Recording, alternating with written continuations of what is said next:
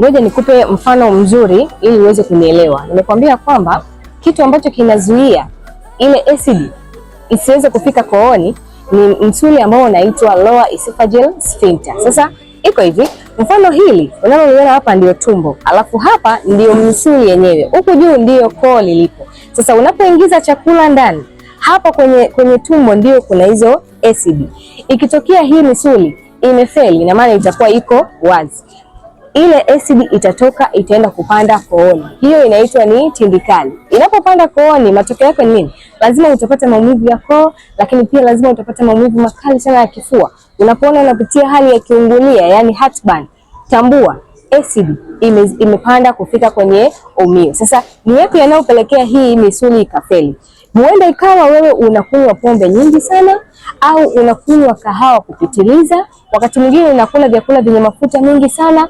Hivi vyote vinaenda kuathiri ile misuli ishindwe kufanya kazi vizuri. Kwa hivyo kabla haujaenda kwa mtaalamu, jiangalie utaratibu wako, unakula vyakula gani. Baada ya hapo ukishindwa kabisa, basi namba yangu ipo kwa bio, karibu nitakupa ushauri mzuri wa kitaalamu na hata tiba sahihi.